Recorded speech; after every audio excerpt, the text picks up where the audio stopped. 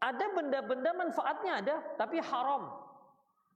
Ya, dia bermanfaat tapi haram. Apa contohnya? Dia bermanfaat tapi haram. Apa? Hah? Alkohol. Yang ada dalilnya aja lah, saya sebutkan. Narkoba. Inna narkoba haram gitu. Mana ada narkoba? Zaman Rasulullah. Yang ada dalilnya aja. Khamar, betul, khamar ikhwah. Khamar itu jelas ada manfaat. Allah yang mengatakan ada manfaatnya, bukan kita yang mengatakan. Allah yang mengatakan, yas'alunaka 'anil khamri wal maisir. Mereka bertanya kepadamu tentang khamar dan tentang judi. Qul fihi ma itsmun kabiru wa manafi'u linnas.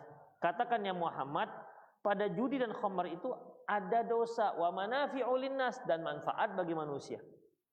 Itu ikhwah. Wa itsmuhuma akbaru min nafi'ihima. Hanya saja dosanya lebih besar ketimbang manfaatnya. Ada manfaatnya.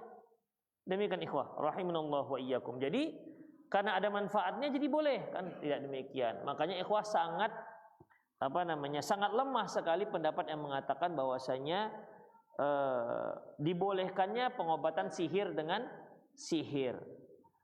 Rasulullah sudah tegas mengatakan hiya min amali syaitan. Ini termasuk perbuatan setan. Jadi tidak usah ditawar-tawar lagi. Tapi kita lanjutkan di bab berikutnya, yaitu maja'a fit tatayyur. Maja'a fit tatayyur, yaitu pembahasan tentang tatayyur. Ikhwah, tatayyur ini ya kalau bahasa kita sering dikatakan ya khurafat lah. Khurafat, apalagi satu lagi tahyul.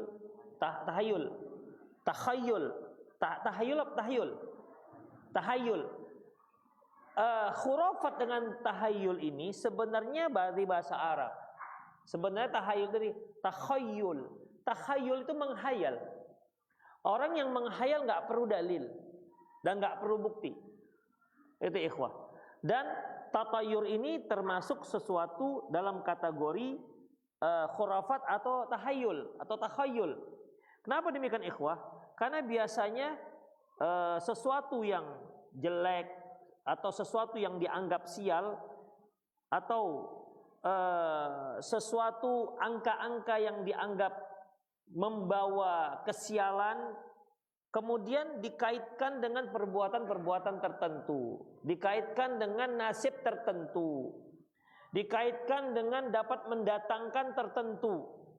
Maka ini ikhwah dikatakan tatayyur dan tidak bisa dibuktikan. Ya, tidak bisa dibuktikan. Seperti yang sering kita singgung bahwasanya kalau ada burung perenjak berbunyi-bunyi ya di atas rumah seseorang, berarti di dalam penghuni rumah itu akan ada yang meninggal dunia. Demikian, akan ada yang meninggal dunia. Bahkan sebenarnya nggak pakai burung perenjak pun kita katakan bukan akan ada, semua akan meninggal dunia. Cepat lambat. Mungkin yang dimaksud itu dalam waktu cepat. Tapi gimana membedakannya? Gimana hubungannya gimana? Gimana cara membuktikannya? Tidak bisa. Ya, tidak bisa. Seperti kalau berfoto 3 orang maka yang tengah mati, ya kan? Yang tengah mati. Kenapa yang tengah? Kenapa nggak pinggir kiri atau yang pinggir kanan? Tidak ada yang bisa membuktikan. Teori apapun, teori Einstein, Newton nggak bisa membuktikan itu. Kenapa yang tengah? Makanya di sini ada unsur kesyirikan. Syirik. Rasulullah pernah mengatakan bahwasanya tatayyur itu syirik. Innamat tiwalah warruqa. Apa yang lebih? Sesungguhnya tiwalah pelet, warruqa jampi-jampi, wat tamaim dan jimat-jimat itu syirik. Termasuk tatayur itu termasuk dalam sebuah kesyirikan. Tapi ikhwah, adapun seperti yang telah kita sering singgung, tatayur di Indonesia itu terlalu banyak. Ya, terlalu banyak. Oleh karena itu terkadang seorang ketika dia mau buat sebuah acara maka bertanya dulu dengan orang pintar, Pak, kapan waktu yang tepat? Kalau mau nikah, tanya pada orang dianggap pintar, kapan waktu yang tepat? Kalau ada pernikahan juga begitu. Apakah orang ini cocok dengan yang ini? Maka ditanya pada orang yang pintar. Mereka itu punya kamus-kamus tersendiri yang itu tidak masuk akal dan tidak bisa dibuktikan. Demikian ikhwah. Pencocokan nama si laki-laki dan perempuan. Apakah ini nanti terkait dengan bagaimana keharmonisan rumah tangganya. Bisa dilihat dari nama dari kedua calon mempelai. Demikian ikhwah. Terkadang terkait dengan suku. Demikian suku. Misalnya laki-lakinya sukunya Minang. Gak cocok nikah dengan suku Asmat. Misalnya begitulah kira-kira. Misal, ini misal. Ya. Jadi, dan tidak bisa dibuktikan kenapa gak cocok. Adapun dikarenakan budaya, ya itu kan bisa tinggal tinggal diberikan pengetahuan, ya, tinggal diedukasi. Demikian ikhwah.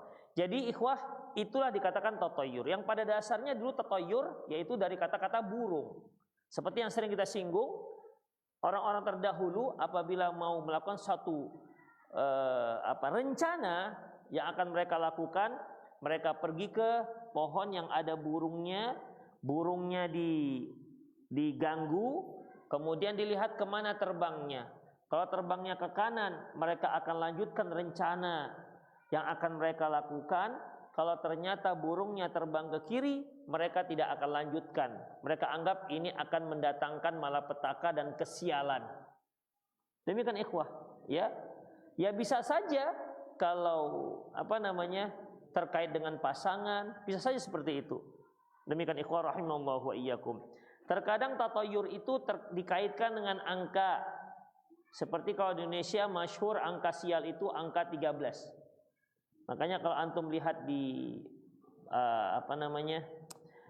di pesawat, coba cari seat nomor 13. Tuh.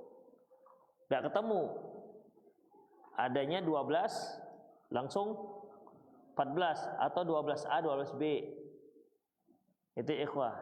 Kalau dia punya apartemen lebih daripada 13 tingkat, yang 13 enggak ada. 12 langsung. Demikian ikhwah. Ini merupakan anggapan satu angka yang dianggap angka mendatangkan kesialan. Demikian ikhwah. Ini tatayur, sehingga mereka selalu men-skip angka 13. Terus gimana dengan sikap 13? Nama-nama Allah yang 13 kan? Yang di Asy'ariyah kan 13 kan? 13 sampai 12? Hah? Halo? Sifat-sifat 13? 13 sampai 12? 13 kan? 13 sampai 12? Dia sebelum sifat 30 ada 13-nya. Dia 7 nanti naik ke 12. Ya Allah. 14, naik satu lagi. 14, udahlah, kita skip aja lah kalau gitu. Nanti salah-salah tebak nanti. Sifat 20 yang paling ini, ya. Tapi sebelum 20 itu ada angkanya. Jadi ikhwah rahimanallahu wa iyyakum, apa ada? 13 kan? Kan? Sifat 13 ikhwah. Sifat 13, tapi enggak dianggap sial, Allahu a'lam. Kenapa? Tapi begitulah dia, ya, begitulah dia. Angka-angka tertentu. Terkadang terkait dengan tata ruang tertentu. Kalau mau masuk rumah enggak boleh depannya itu langsung ketemu dengan cermin. Feng shui-nya. Feng shui ya kan? Feng shui-nya enggak cocok. Demikian. Padahal itu kan bukan dari orang muslim. Nanti dia bekerja, tanya kerjanya apa? Apakah kerjanya kaitannya cocoknya dengan dia, kerjanya dengan kaitan dengan air ataukah kaitannya dengan udara atau dengan darat? Demikian ikhwah. Kalau enggak cocok nanti dia enggak akan pernah maju. Misalnya dia cocoknya kerjanya itu setelah ada mereka lihat, tanyakan kepada orang pintar apalah, enggak tahu saya pintar apa. Tanya, dia ini cocoknya kerja di darat, jangan di laut. Nah demikian. Ada lagi yang cocoknya kerja di udara, enggak tahu juga kerja di udara itu ngapain. Tapi begitulah ikhwah. Yang ini sering-sering kita dengar masalahnya, ya. Sering kita dengar. Demikian ikhwah rahimanallah wa iyyakum. Di sini Ustadz Firanda menyebutkan beberapa, dikumpulkannya beberapa khurafat-khurafat. Beliau katakan seperti menganggap sial bagi wanita hamil jika suaminya masuk dan keluar toilet dengan menggantungkan handuk di leher. Jadi kalau antum punya wanita yang sedang hamil, nggak boleh pergi toilet gantungkan handuk ke leher. Masuk begitu, keluar begitu, nggak boleh. Kenapa?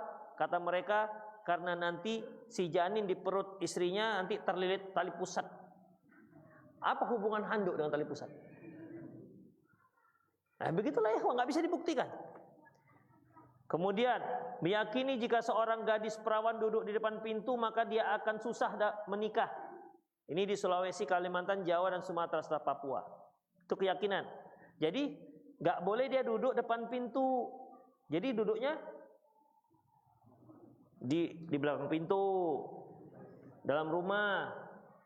Saya kira juga siapa yang duduk depan pintu ya, orang mau masuk. Ada antum melihat orang ada ini pintu nih, depan tengah-tengah gitu.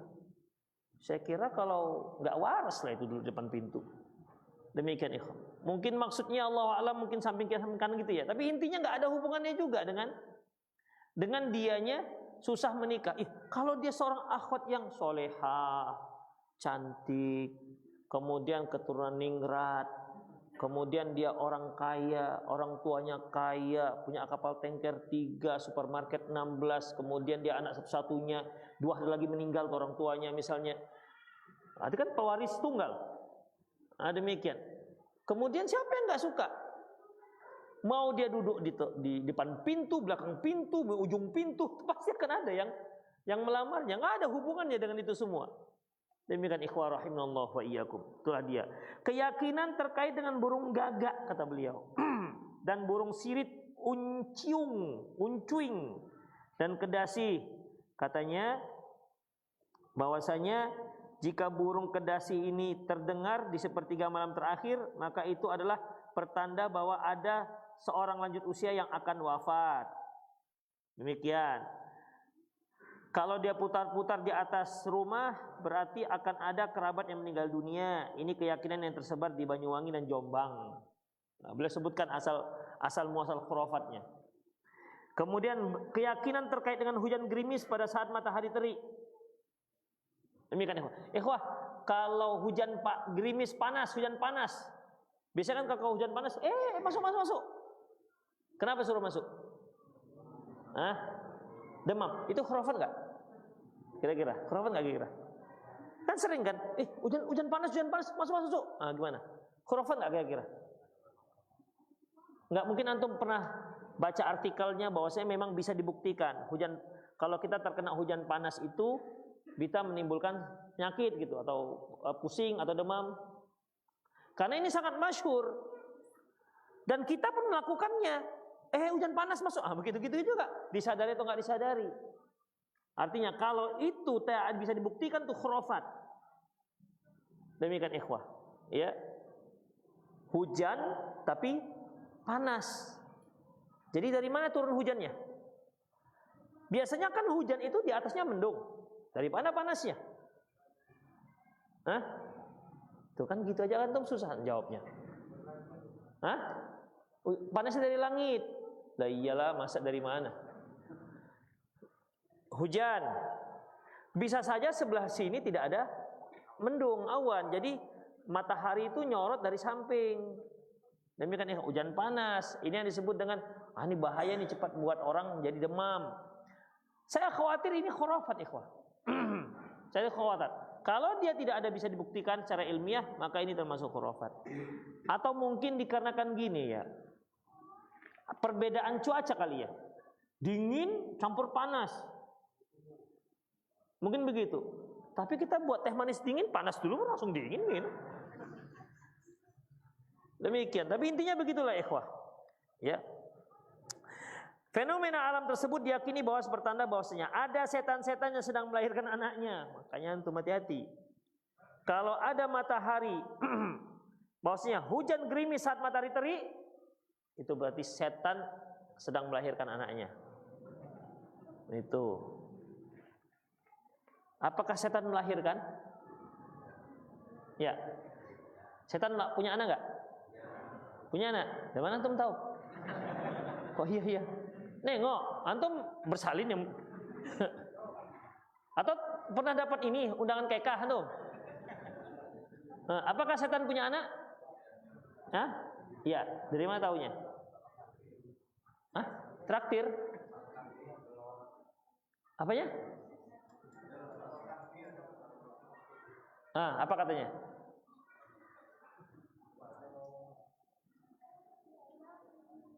Punya anak nggak? Kenapa? Di mana taunya?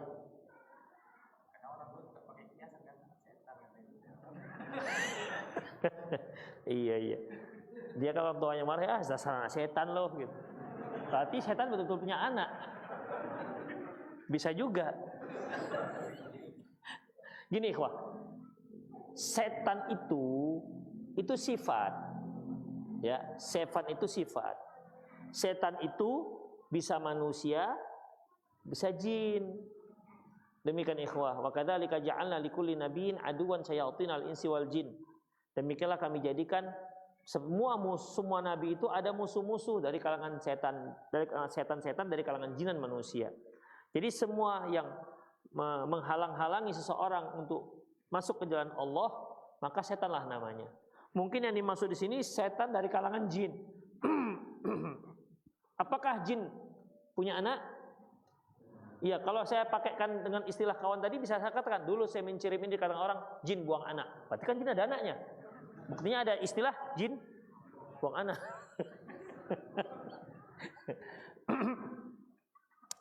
Jadi ikhwah rahimanallah wa iyyakum, apakah jin itu punya anak? Allahu a'lam bishawab. Ya karena juga saya nggak pernah dapat undangan kekahnya. Kemudian apakah jin itu menikah?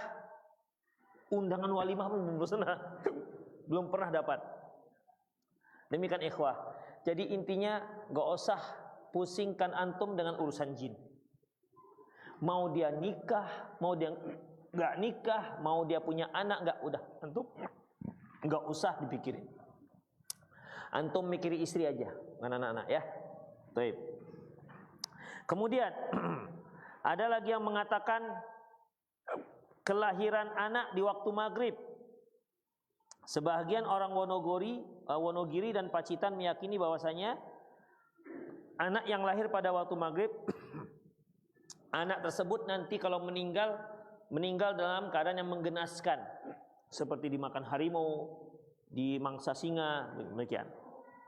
Makanya mereka mengadakan satu acara disebut dengan ruwatan. Ruwatan ini bagaimana ikhwah? Tali pusar si bayi diambil, dicampur dengan asam jawa. Jangan antum hafal-hafal bulan ya. Ini contoh aja. Tali pusarnya si bayi diambil, campur dengan asam jawa, gula merah, pensil, sedotan dan beberapa benda lainnya, kemudian dikuburkan di samping rumah. Itu dia.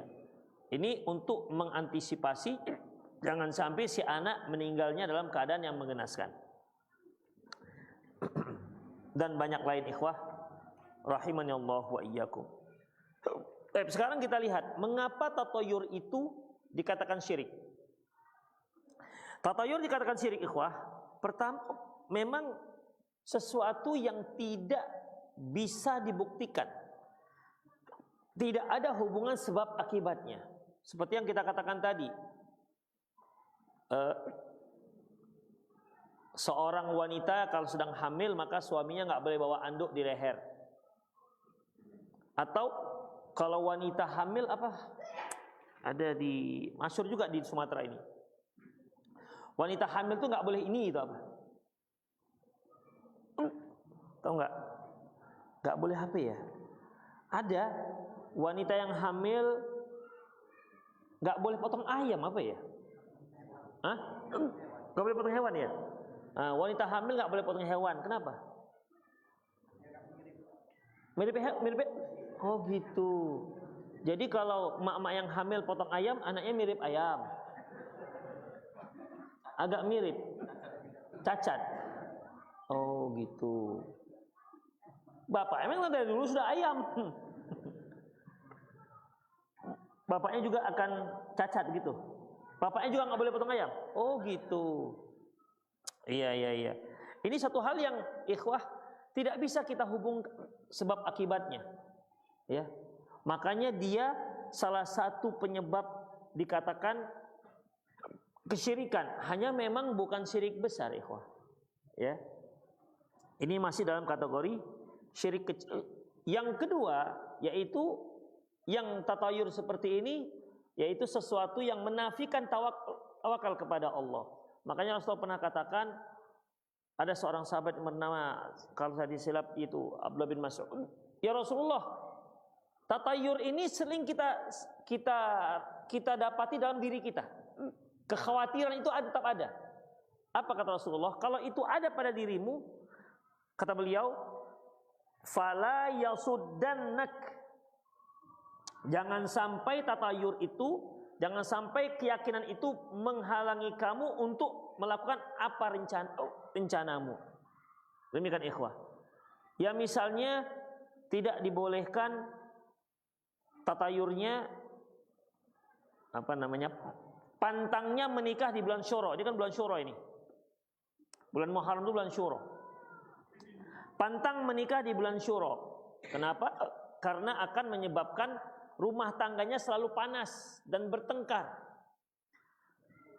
Taib, kalau ada di antara kita yang memang rencananya menikah di bulan Muharram, kemudian ada ucapan-ucapan seperti ini dari tetangga, dari keluarga, itu bagaimana ikhwah? Fala yasuddannak. Jangan itu semua membuat kalian menghentikan rencana. Kalau kita hentikan gara-gara itu, jatuh ada kesyirikan. Itu ikhwah. Fala yasuddannak. Kan kadang-kadang begini ikhwah. Ada keraguan, ini iya apa enggak ya? Ya udahlah, daripada iya, udahlah ambil amannya aja, nikahnya di bulan Safar. Tapi pindahnya itu kan gara-gara kekhawatiran ini. Kekhawatiran itu sudah jatuh pada kesyirikan. Ini kan ikhwah. Makanya ya, kalau ada keyakinan seperti itu, kita lakukan. Misalnya apa ya? Antum punya beli baju bola misalnya. Kan biasa baju bola itu ada angka-angkanya. Antum suka dengan ini nih, motifnya. Tapi angka 13. Demikian. Tapi ini angka 13. Apa yang harus dilakukan ikhwah? Beli. Jangan adalah, oh salah daripada ada yang angka 14 kok. Nah, demikian. Ada pemain bola yang internasional yang nomor 13? Hah? Ada? Siapa?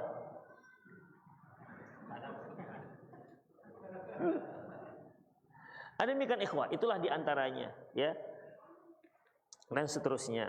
Taib, kemudian ikhwah, adapun dalilnya firman Allah Subhanahu wa taala, ala innama ta'iruhum indallah walakinna aktsarahum la ya'lamun. Namun ketahuilah sungguhnya nasib mereka itu tangan Allah, namun kebanyakan mereka tidak mengetahuinya. Artinya tatayur nasib mereka itu tidak terkait dengan itu semua. Ya, nasib mereka tidak terkait dengan itu semua. Kemudian Allah juga berfirman dalam surat Yasin ayat 19, qalu ta'irukum ma'akum a in dzukirtum bal antum qaumun musrifun. Utusan-utusan itu mengatakan kemalangan kamu adalah karena kamu sendiri. Apakah jika kamu diberi peringatan kamu bernasib malang? Sebenarnya kamu atau kaum yang melampaui batas. Jadi ta'irkum ma'akum di sini mereka menunjukkan bahwasanya ta'iru itu artinya kemalangan yang membawa kalian. Kalian itu datang membawa kesialan. Itu ikhwah. Karena kan masih ada juga di antara kaum muslimin mengatakan sejak dia di sini rumah kita ini selalu bertengkar. Saya seperti itu. Sejak lahir anak ini rezeki kita turun drastis. Ini anak bawa sial. Begitu. Terkadang bukan di sebuah rumah tangga. Ini diklaim membawa sial sekampung. Bisa seperti itu. Akhirnya sampai juga ada yang mengusir. Usir dia karena semenjak dia ada, dia membawa kesialan di kampung ini. Ini semua tatayur ikhwah. Karena sial dan tidak sial itu ya tidak terkait dengan seseorang. Tetapi sial dan tidak sial itu terkait dengan dosa iya. Dengan dosa iya. Karena dosa itu akan membawa malapetaka. Ya. Wattaqu fitnatan la tusibannal ladzina zalamu minkum khassah. Bertakwa, hati-hatilah kamu dengan fitnah yang tidak akan azab, maksudnya yang tidak akan menimpa orang-orang yang zalim saja, orang-orang yang zalim saja. Makanya dalam masalah ini, ya, dosa itu bisa mengundang malapetaka. Tapi kalau orang tertentu atau bangsa tertentu itu tidak. Demikian ikhwah. Cukup lah ya, agak cukup kan saya. Kenapa? Ini antum jangan arti-artikan. Jangan diarti-artikan. Biasanya kenapa itu? Kalau cukupan itu tandanya apa? Hah? Mau besar. Mau besar. Kedinginan? Enggak, panas rasanya. Kalau dulu yang mau besar. Apa lagi disebut orang kalau cekukan? Kurang minum, ya betul. Silakanlah kalau ada yang bertanya, silakan. Fadhol. Sambil menunggu 9:30. Bismillah. Ada?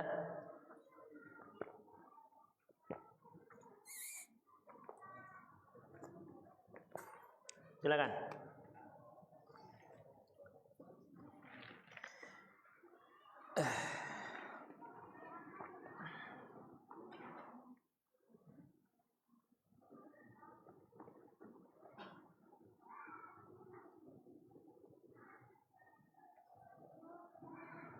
Ya.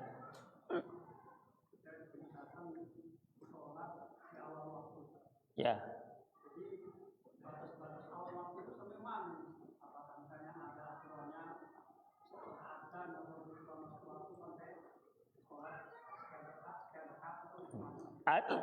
Ada satu lafaz, afdalul a'mal ilallah as-salatu fi waqtiha. Sebaik-baik amalan di sisi Allah adalah salat di waktunya. Dalam lafaz yang lain, sebaik-baik amal insya Allah adalah di awal waktunya. Adapun lafaz di awal waktu, di sini diperselisihkan para ulama akan kesahihannya. Kalimat di awal waktu. Yang sepakat mensahihkan bukan di awal waktu, tapi di waktunya. Demikian ikhwah. Ya kalau kita waktunya kapan? Kaum pria berjamaah itu waktunya. Kalau jamaahnya misalnya agak ditelatkan gimana? Sepakat kita ditelatkan sedikit, misalnya zuhur jam 12:30, nanti kita sholat zuhurnya jam 1 ya, misalnya gimana? Boleh nggak? Nggak masalah. Seperti kasus ibrod.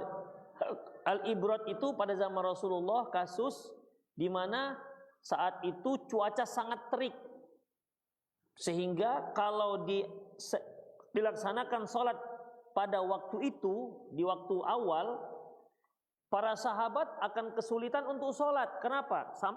Tempat sujudnya itu panas. Demikian juga mereka dari rumah ke masjid juga akan kesulitan dikarenakan panasnya. Makanya Rasulullah katakan abridu bidzuhri. Dinginkan pelaksanaan sholat zuhur. Jadi ya kalau dia adanya jam 12:30, nanti bisa jam 2 dilaksanakan. Tapi sepakat, diketahui. Boleh, tapi itu sebabnya dikarenakan panas. Jam 1 atau setengah 2 atau jam 2 di saat memang waktu sudah mulai dingin. Demikian ikhwah. Jadi itu masih dikatakan awal waktu, dikatakan di waktunya. Makanya di awal waktu, lafaz di awal waktu ini masih diperselisihkan kesahihannya. Demikian. Jadi yang rajih Allahu a'lam bissawab, yaitu di waktunya. Di waktunya laki-laki terkait dengan yang lain, yaitu sholat berjamaah. Demikian ikhwah rahimunallah wa iyyakum. Itu dia Allahu a'lam bissawab tentang masalah sholat di waktunya. Misalnya antum sibuk, Antum sedang seorang dokter misalnya, sedang jaga IGD atau IGD instalasi gawat darurat.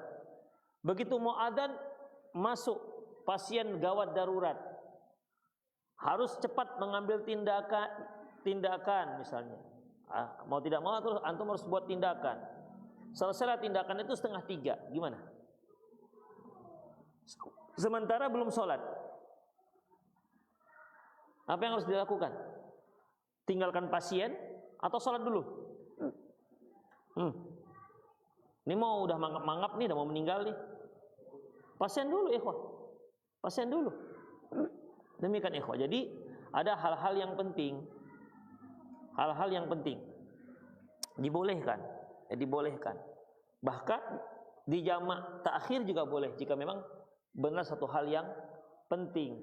Demikian, ikhwah. Tapi memang satu hal yang penting, bukan karena malas lagi ngantuk, nggak begitu, ya. Jadi itu yang dikatakan sebaik-baik amalan adalah sholat di waktunya. Laki-laki kaitannya dengan berjamaah. Sholat isya, sebenarnya sholat isya kapan cocoknya dibuat? Menjelang tengah malam, ikhwah. Menjelang tengah malam. Taib, jamaah melaksanakan sholat isya di awal waktu. Antum ambil waktu afdol, hampir jam 11:30, tapi sholat sendirian di rumah, gimana? Afdol yang mana? Yang berjamaah, walaupun dia di awal waktu. Kecuali jamaah kita ini sepakat adzan jam 7, ya jam 7 ya, jam 8, ya kan? Jam 8 kurang 5. Tapi kita sholat isyaknya jam 11:30. Gimana? Oke, setuju. Jadi silakan. Yang datang jam 8 ya nggak ada orang. Tapi harus berjamaah. Seperti kan Rasulullah pernah sudah adzan isya, Rasulullah belum juga keluar. Para sahabat disebutkan dalam hadis hatta yafitu suru'usuhum, sampai kepala mereka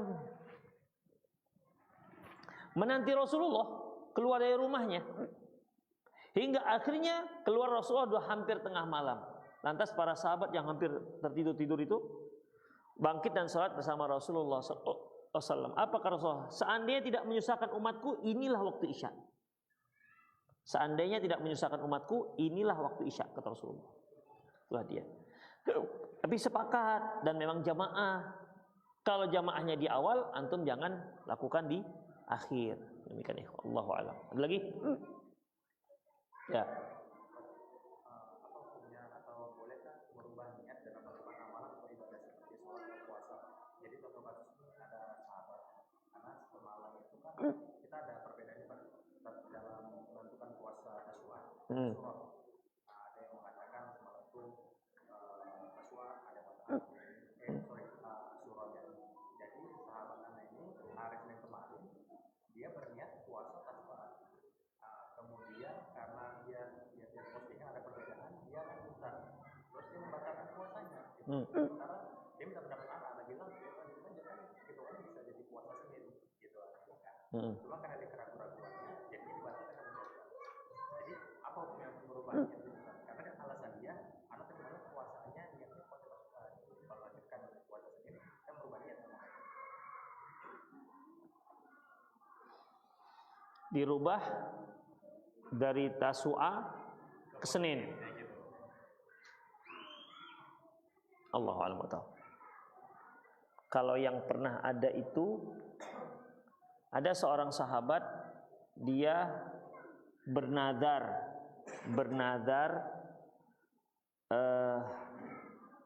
sholat di Aqsa, di Masjid Aqsa. Lantas kata Rasulullah, kamu sholat saja di Masjid Nabawi. Kamu sholat di Masjid Nabawi. Jadi di sini perubahan nazar dari Aqsa ke Nabawi. Jadi dari sini Allahu a'lam bishawab, ada yang berpendapat bahwasanya bolehnya berubah tapi ke tingkat yang lebih tinggi. Kalau sholat di Masjid Aqsa, satu sholat di Masjid Aqsa sama dengan berapa? Hah? Enggak, 250. 250 kali. Kalau di Masjid Nabawi 1000. Demikian. Boleh dipindah niatnya tapi ke yang lebih tinggi. Demikian. Allahu a'lam bishawab. Ada lagi? Nanya aja yang susah-susah. Ada lagi silakan. Jadi antum hari ini puasa apa? Tasu'a apa Asyura? Hah? Antum apa? Asyura. Antum Asyura hari ini? Yang hari ini yang Tasu'a ada? Tasu'a. Ada lagi? Iya, ya enggak apa-apa. Sa'asyura.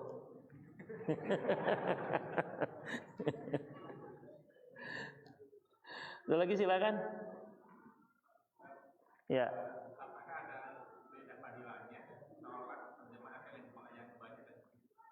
Ada jumlah jamaahnya. Ada, jelas kalau itu. Salatu rajulin ma'a rajulin afdal min salatihi wahdahu. Salat satu orang bersama makmum satu orang itu lebih baik ketimbang dia salat sendiri. Wa salatu rajulin ma'a rajulaini. Salat satu orang imam bersama dua orang makmum yaitu azka min salatihi ma'a rajulin. Itu lebih baik ketimbang salat dia bersama satu orang. Fama aktsaru fahuwa ahabbu indallah. Semakin banyak jamaahnya maka semakin dicintai oleh Allah. Jadi terkait dengan jumlah jamaah. Terus gitu aja.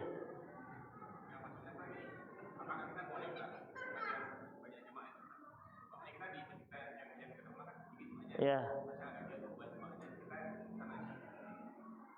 Allahu a'lam bishawab ikhwah.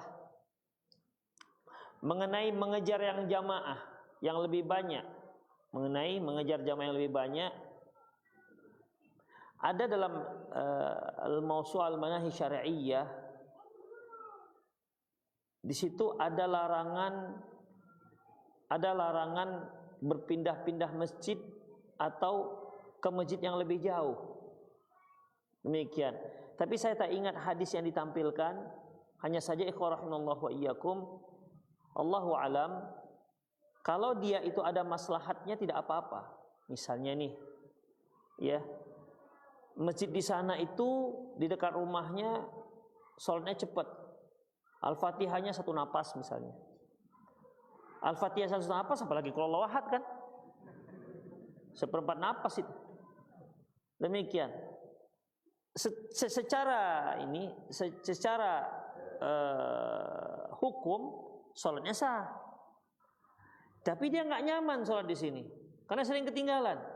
Dia masih alhamdulillah ar-rahmanir-rahim, Allahu akbar kata misalnya begitu. Nggak nyaman. Akhirnya dia pilih tempat yang lebih jauh. Di situ ada yang lebih sunnah, lebih mengerti sunnah. Apakah itu dibolehkan? Insya Allah dibolehkan. Karena memang membuat kita menjadi lebih nyaman. Demikian ikhwah. Adapun kalau mencari-cari masjid yang lebih lebih banyak jamaahnya dan meninggalkan masjid yang di dekatnya, sehingga jika sampai masjid tersebut terbengkalai maka tetap nggak dibolehkan. Tapi kalau dia tidak berpengaruh terhadap masjid tersebut, nggak apa-apa. Misalnya antum nggak sholat di Abu Bakar tapi masjid sholat di Mekah sana, nggak apa-apa. Lebih banyak di sana, ya kan? Nggak apa-apa. Demikian ikhwan. Allahu a'lam bishawab. Kalau di sana ada maslahatnya yang lebih besar, tidak apa-apa. Allahu a'lam. Ada lagi? Ya.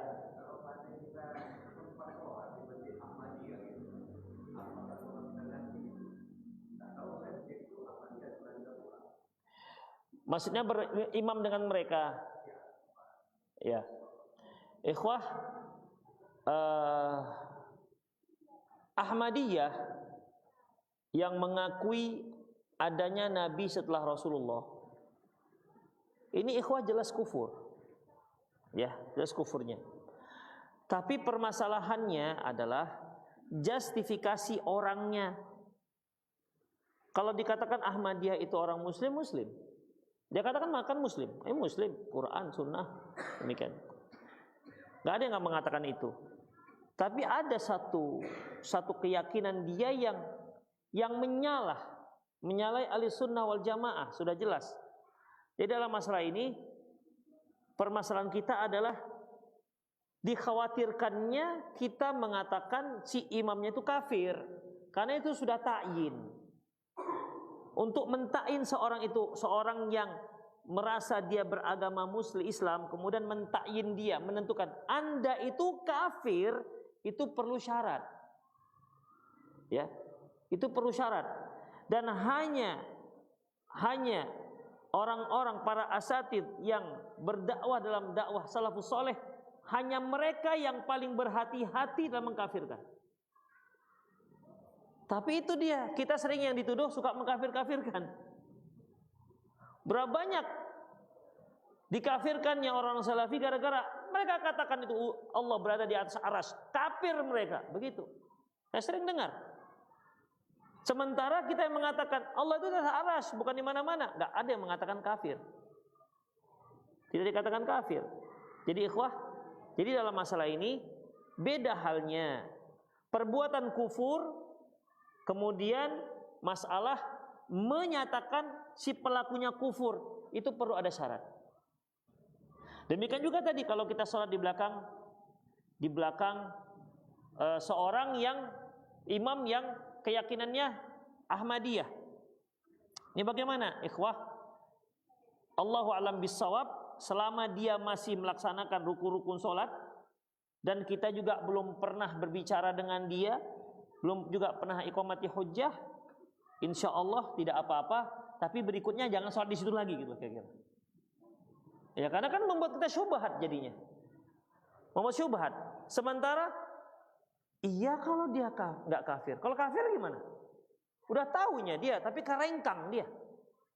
Demikian, bandel dia, nggak mau. Enggak, ini yang betul, gitu. Sudah dikasih tahu dan nggak juga terima. Tahu sudah begitu. Demikian. Jadi dak mayari buka ila mayari buka. Tinggalkan yang kamu ragu, lakukan kamu yang tidak ragu. Kalau pada waktu itu nggak tahu, oke lah, nggak apa-apa. Tapi setelah itu jangan di situ lagi sholat. Jangan di situ lagi sholat.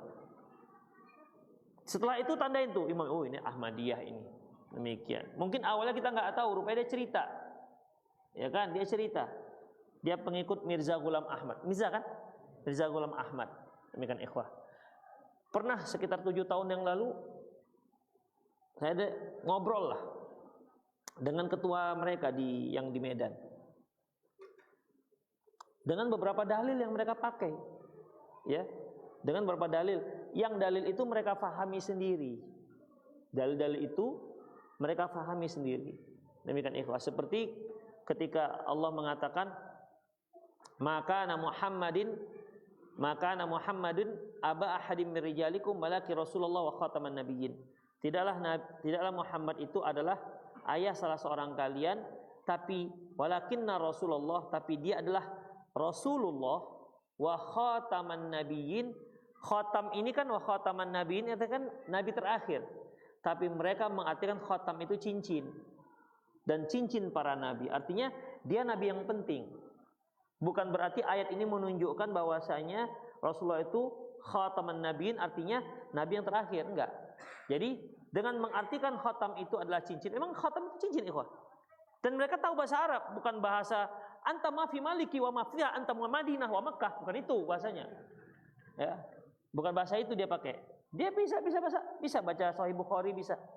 Jadi antum tahu kan bahasa yang tadi saya sebutkan. Demikian ikhwah. Jadi dalam masalah ini dia mengartikan khatam cincin memang. Tapi dia kan memiliki beberapa makna. Khatam di sini artinya penghabisan. Khatam Quran, ya kan? Khatam Quran artinya bukan cincin Quran, tapi penutup Al-Quran. Husnul khotimah. Demikian. Tapi mereka mengartikan cincinnya supaya apa? Meyakini bahwasanya masih ada nabi setelah Rasulullah SAW. Dia adalah Mirza Ghulam Ahmad. Itu mereka yakini. Jadi mereka pahami seperti itu ayat yang Allah Subhanahu wa taala firmankan. Itu dia. Jadi mereka punya takwil sendiri. Padahal kalau mereka ambil hadis Rasulullah Sudah jelas. Ana khataman nabiyyin, kata Rasul. Ana khatamun nabiyyin, aku adalah nabi. Okelah, khatam itu okelah kita artikan cincin. Aku adalah cincin para nabi. Tapi yang berikutnya, la nabiyya ba'di, tidak ada nabi setelahku. Wah, mau bilang apa lagi? Sudah dijelaskan, la nabiyya ba'di. Okelah ente mau terjemahkan itu cincin para nabi. Tapi la nabiyya ba'di, tidak ada nabi setelahku, mau darikan apa? Itu ikhwah. Jadi ya tetap khatam itu mau nggak mau ngartikannya harus penghabisan, nggak ada yang lain. Itu dia. Ada lagi? Habis pulang kita. Dah. Oke lah, ada lagi mau nanya? Taiblah ikhwah rahimanallahu wa iyyakum. Mas sudah hilang cekukan saya nih. Ya, nggak ada pertanyaan gimana? Ya udahlah ikhwah, itu saja. Saya nggak bawa HP, ya. Mungkin ada yang dari HP yang nggak terbawa. Ikhwah, itu saja, semoga bermanfaat. Aku qouli hadza wa astaghfirullah li wa lakum wa lisal muslimin innahu wal ghafurur rahim. Subhanakallah wa bihamdik asyhadu an la ilaha illa anta astaghfiruka wa atubu ilaik. Wa akhiru da'wana alhamdulillahi rabbil alamin. Assalamualaikum warahmatullahi wabarakatuh.